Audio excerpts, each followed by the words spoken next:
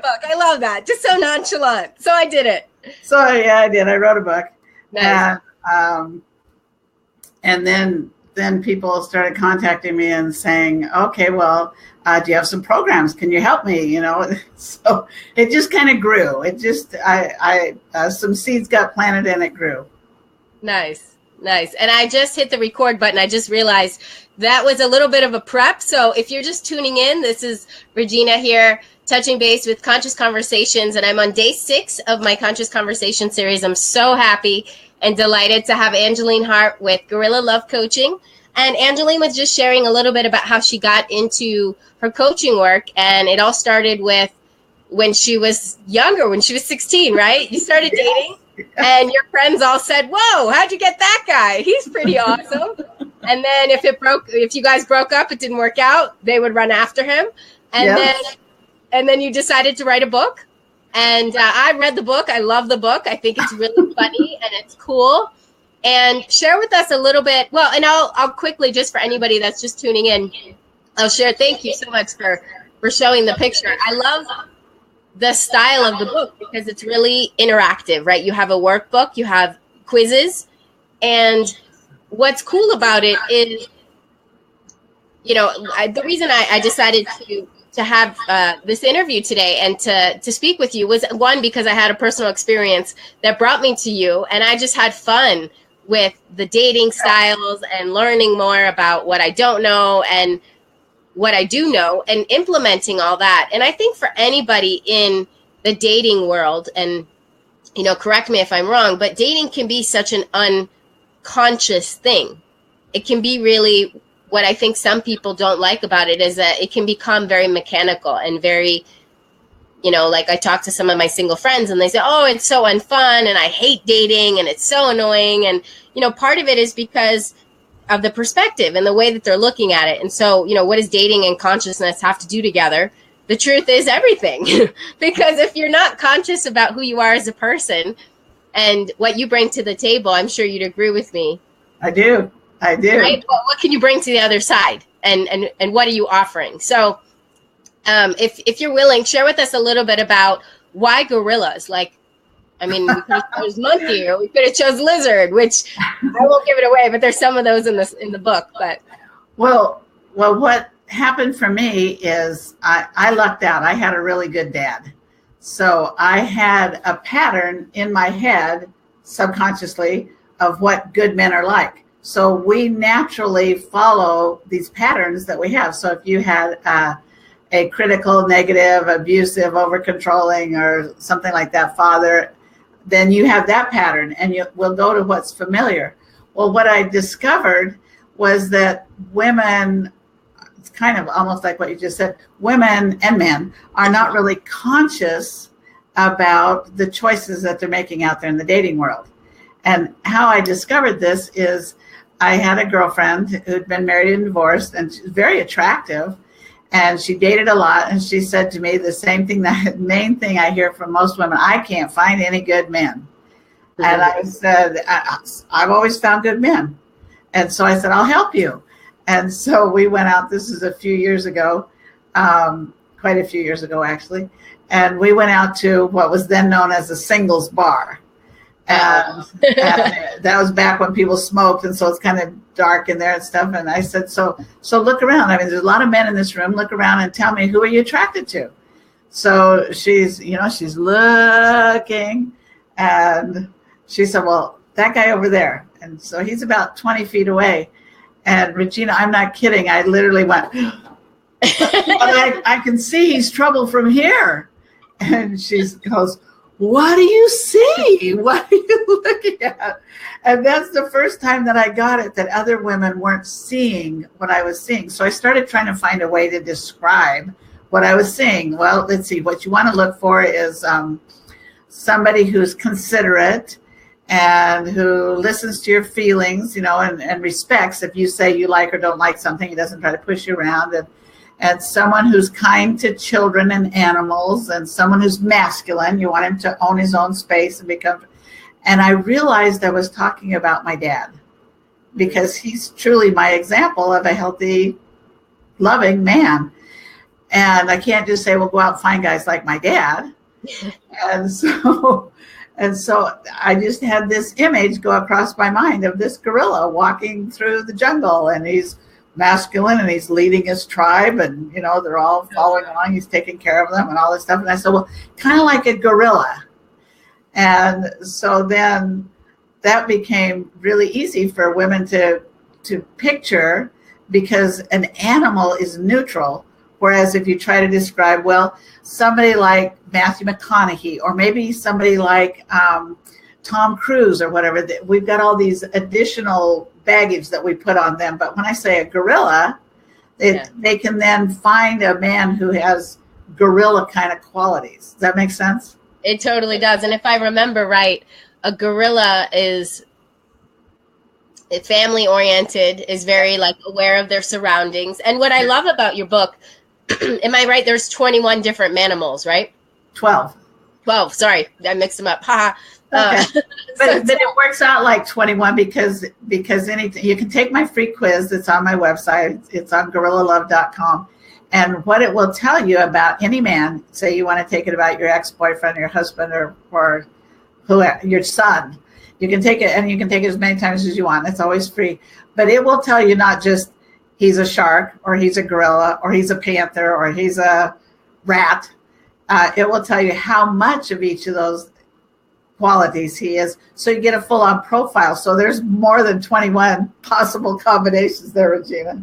Right. And I've done it a couple times on a couple different ex-boyfriends. So I really appreciate what you just shared, because it's true. Sometimes a quality shows up and it could be like the dominant quality, but there's these undertones. And I found myself really laughing as I was reading it, because it became a game and it becomes playful. And, the truth is I think with anything, and this just weaves back into the consciousness, anything can be difficult and can be challenging when you're dealing with emotions and when you're dealing with people's feelings. And the truth is love is a tricky thing sometimes. And I think anytime we can bring a softness and fun to it, it just makes it more playful, more pleasurable. And the truth is everyone, I say this very confidently, doesn't matter how great their relationship is, I'm really confident there's always room for more. Absolutely. And I appreciate your style. I love how you just bring this fun to it and softness. And, the quizzes are free, which I really appreciate, because anyone can just hop on gorillalovecoaching.com, right? It's gorillalove.com. gorillalove.com. And they can do the quizzes. And of course they can purchase the book. And, of course there's other programs available, but I'm so appreciative of just some of the things that I've learned in my time with you in just, I think, 2 or 3 months that I've known you. And it's been so fun. So I was really happy to have you as part of this series. So thanks for being here. Well, to your point that we can always improve. My husband, my second husband, we've been married 25 years now. And we truly, honestly, we would say that if you could score marriages, 1 to 10, we're a 10. Nice. And we really feel that way. It's we love each other. We support each other. We got each other's back. It's a juicy relationship. And yet we keep learning and growing. And we keep finding, new little ways that we can support each other. My husband just did something really, really sweet for me the other day. He got up early, and I was going to be holding a meetup at my house. And he got up early and did all the prep for it, cleaned and set things up and everything. And I got up, I'd had a long night, and I got up and, oh my goodness, here's all this stuff that he did just to make my day go easier. It just makes me love him all the more. There you go. And the truth is there's always something to love, right? It's all about how we look at things. And I recently learned a great comment, which unfortunately I didn't hear the person use, but it was really good and I used it. And it's, the thing I love most about you today is, and it was so funny because it was a choice. It was, okay, what can I choose to see about this person today? And even those days when, I think to myself, well, they can't possibly find anything else positive, which I'm not that type of person. I always look for things positive, but sometimes it's hard. And I'm sure that you would agree. I mean, one of the things I really appreciate about your book and just your sharing is if it's okay to talk about, is you were married for a long time, for about, if I remember right, 25 years or so, 20 years maybe the first time? 20 years to my first husband, yes. 20 years. And it sounded like you had a good marriage. It sounded like you were relatively happy. And yet there was a part of you that knew that there was something more. Yes, that's right. It's most people out there would have said I had a good marriage because neither of us lied or cheated or gambled or drank or were abusive or any of those things. And we had a nice house and we had beautiful kids. And when I divorced, people said to me, how can you possibly divorce? You're our example of a good marriage. But here's the thing. If you think about the fact that 50% of marriages out there are going to end in divorce, and beyond that 50%, there are people who stay in the marriages, till the kids leave or for whatever reasons they stay and cheat on the side, both men and women. We're talking about a very high percentage of couples that are not happy. And I didn't even consciously allow myself to know that I wasn't happy because I'm a happy camper and I'm a make lemonade out of lemons kind of person. And so when I felt alone, which I did, which is really sad. Yeah, I mean, you get married to be with someone, and I felt alone, and I felt lonely, and I didn't feel loved and cherished. I felt respected, but I didn't feel loved and cherished. And when I finally admitted to myself, oh my goodness, this is not what I wanted. I didn't get married to feel alone and to be what I call a parallel marriage, two people just walking along together. My parents had a parallel marriage. Two good people, loved their church, loved their kids, but they were not all juicy connected. And when I stopped and really made myself aware that I had a parallel marriage, just where the two of us are walking along being very responsible people, that is not what I want. I think I can do something better. And I talked with my ex, he wasn't my ex at that point, and we both agreed that we'd tried everything. We'd gone to marriage counseling, we'd read books, everything, and it had not turned into what we wanted it to be. And so we both thought, well, we think we can do better. And over the next 4 years of being single, I'll tell you, I cried a lot of times and thought, maybe I made a big mistake. And maybe, this is tougher than I thought it was. Even though I still could find good men, I wasn't necessarily finding my dream man that I really wanted that long-term relationship with until I did find him. That's huge what you just said. So you, for 4 years, you were off and on kind of questioning, did you make a mistake? That's right. That's wow. Right. So that's a really relevant point because I think anybody who's watching, whether it's man or woman, might sometimes, especially with regards to love, question, right? When we're in that state of those days where we're just like, I'm not feeling the most hot or the best of myself. What would you recommend or suggest someone who's watching to remember about that? Because that's so true. 4 years of just, whether it's 4 minutes or 4 years, it feels like eternity in that moment, right? Of, did I make a mistake? Will I ever really have my dream? And is it really possible to have what I want? What would you say to somebody like that? So what I would say to anybody, actually, people in that condition and people that are in marriages that aren't, fully satisfying and everything, is that you can learn skills to be able to build a better relationship and to be able to choose people who are a good choice for you. If I had it to do over again, my first marriage, not that I regret the man I'm married to, I absolutely adore him and intend to be with him forever. But if I had it to do over again, my first marriage with the knowledge that I have now, I could have made that marriage work. I could have made that marriage be a great marriage. And the skills that I learned through that marriage and in retrospect, looking at that marriage and the 4 years of dating a ton. I dated a ton. My daughters and I had a contest one week to see who could date the most, and I won. That's so fun. So who won the I did. You did. Nice. I did. But I learned so much. And then being married to the man that I'm married to, and that he and I are both people who process. We talk a lot. We work things through. At the time that I divorced my first husband, I couldn't have told you what was wrong with that marriage. I just knew I wasn't happy. And in fact, my oldest daughter, about 2 years after we divorced, she was probably 16, 17 years old, someone who knew us said to her, "How are you doing, honey, after your parents divorced?" And she said, "I'm fine." And they said, "Well, it must be a relief to not hear your parents fighting, and yelling at each other." And she said, "My parents didn't fight and yell." And Wow. they said, "Well, then why did they divorce?" And my daughter came to me and she said, "Mom, I didn't know what to say." And I said, "You know what? I didn't know what to say either." And I didn't know what to say until after I'd been married a few years to my current husband, and we'd worked through so many things. And then I could look back and go, by comparison, I know what was wrong. I know what I could have done different. I know what was missing. I understand it now. But before that, everything seemed okay on the surface according to everybody else. And so I honestly didn't know what was wrong. And now, So what I'm hearing you say is that the skills can be learned and the tools are available.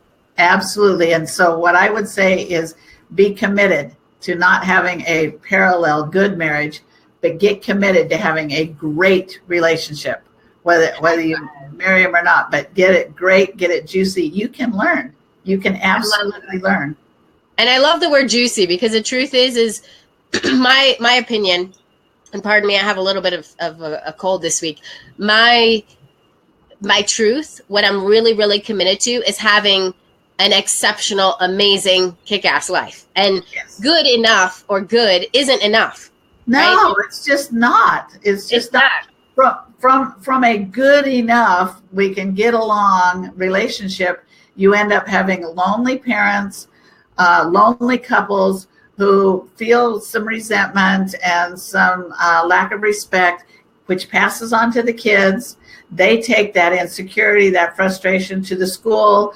It can build into bullying, which of course can end up with guns at the school, which spreads to the community, which spreads to the country. And we have things like sex trafficking and more slavery than has ever existed on the earth today.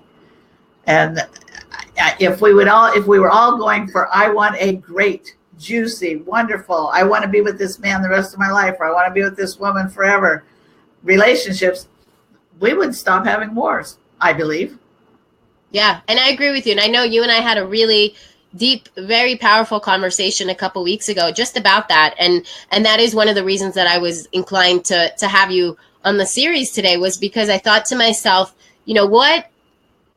what is it really? The reason I created this was because I wanted to have conversations with people that are making a difference in the world, whether it's through business, through relationships, through finances, health and wellness, whatever it is. I really feel that the more that we can focus on lifting the vibration of the universe and of one another, the happier people will be. And then there's no more space for war and anger and fear. And maybe I'm Pollyanna and I'm, yes, I'm a tree hugger, I confess, and it's fine, because at the end of the day, the truth is when people feel good, they don't have time or energy to hurt other people. That's right. Right? Saying hurt people can't hurt people. That's right. That's right.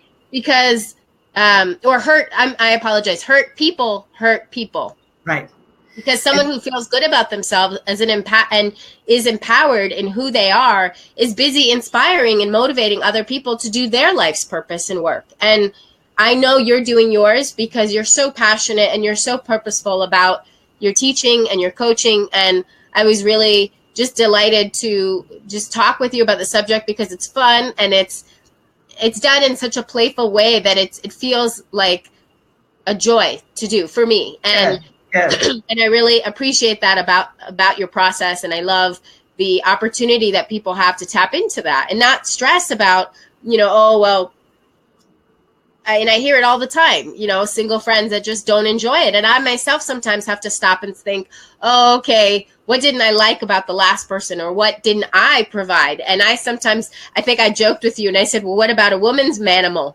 Like, when are we going to come out with the female version? And at the end of the day, all of this can apply to anybody, but it's about skill set. And I really feel that it's about empowering ourselves to be better versions of ourselves. So I love the work you do. I feel it's so important in the world.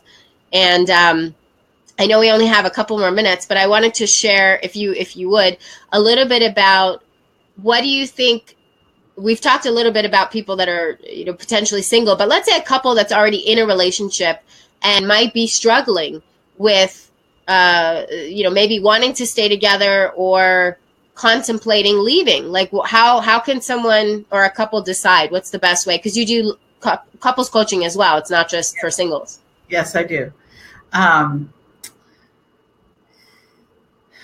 Unfortunately, in the world of marriage counseling, the success rate is only 35%, and which is not going to cut it with a 50% divorce rate. But there is an exception to that, and his name is John Gottman, and he has a 90% success rate, and he has very different methods that he uses and that he believes in. You can get any of his books. He's probably got at least 10 books out there. He's actually, you can see him on videos on YouTube. But what he talks about are 4 key things, attitudes and behaviors that make or break relationships. And my oldest daughter and I actually created a series of videos about it. They're available as a DVD or as an email on my website that can really help. But bottom line, if you want your marriage to be great, you have to have 2 things. Both people have to be willing to be honest. And we're not fully honest. We're not all totally in touch with our feelings. So as honest as you can be, you have to be honest, and you have to both be willing to do the work. If you can come from that place and both of you then commit and say, I know you're a good person. I know you're a good person. We've already got, so much time, money, years, kids, what invested in this relationship. Let's do what it takes to make it work. Then there are things out there now that were not available 30 years ago when I divorced, because I tried everything I could come up with. But there are things now like Gottman's work, or like the work that I offer, which is also very different. There are ways. If you want it, you can have it. You absolutely can. That's so true. That's so true. And the resources are out there. I mean, one of the things that I've learned about anything, and this is one of the things that I love about yoga and even real estate too. I mean, being that I do both, I found that it's really possible to do anything we want alone, right? Whether it's do a diet or exercise, yoga, whatever, find a house. Nobody needs a professional for those things necessarily. However, sorry, there's a gnat that's joined us. However, the truth is it's so much easier with a coach. Or a support group. Yes, absolutely.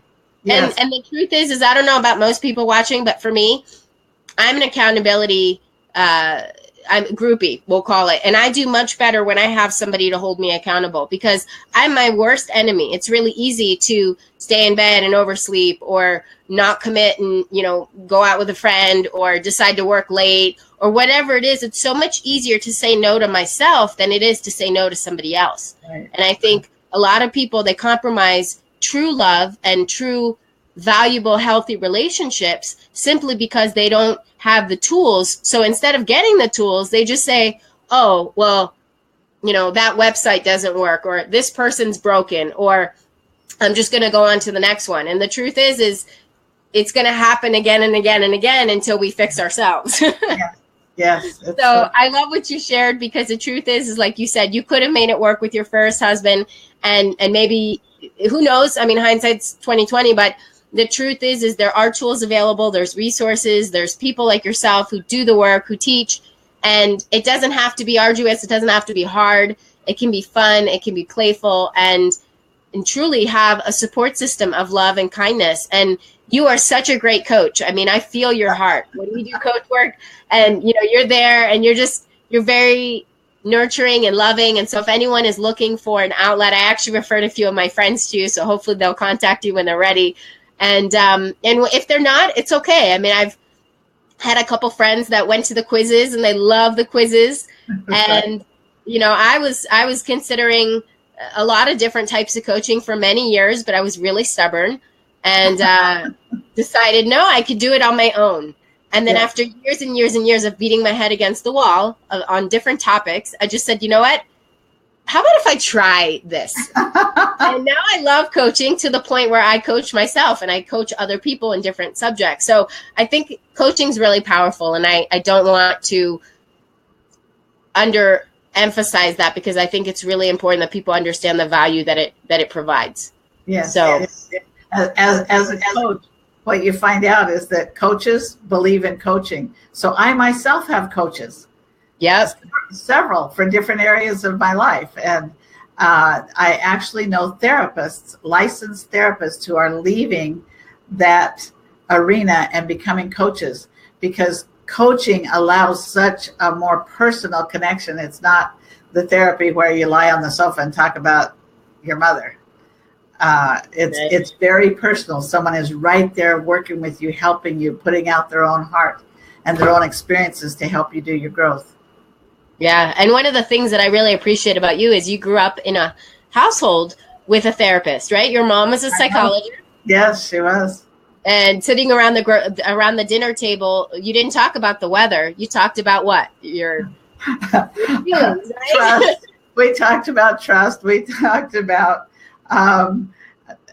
not saying things in blameful ways. I mean, my mother absolutely it was completely verboten to say something like "you're stupid" or "you're dumb" or "you're ugly." That was it was unheard of. You can say to someone, I feel really angry when you went in my room and got into my stuff. Mm-hmm. And then we would sit down and we'd talk about it and we'd work it out. You know, it was the expectation was totally that we would end up with a positive win-win resolution for any issue that came up. I love it. I love it. And that's really what life is about, is relationships and helping, I feel, one another break through limiting beliefs and get to a state of success. And success is happiness. Yes. To me, that's happiness. Yes. So very cool. Well, I'm so happy that you were here, and I'm so happy that we got to spend time together. What would you say? I know we had some questions, and we touched on a couple of them. I just want to double check here if there's anything that we left off that I feel would be really, really helpful. If there's anything specific that you want any of the audience to know about you, about your work, and any projects that you have going on right now that might be specific to the time frame, would love to have you share that as well. The one that's so sad for me is the number of women who've been through painful relationships where they were abused in different ways, and then they have wonderful hearts, and they want to be loved, and they want to love somebody, and they come to me with that statement, "I can't find any good men." And I'll tell you, I have a program, and it works to help you learn how to identify, recognize, and find good men. So, and what is that program called? For anyone watching, it's called "Where to Find Good Men in 3 Easy Steps." Oh, I like the name. That's awesome. It's fun. It's a fun program because the things I put together are fun, but it works.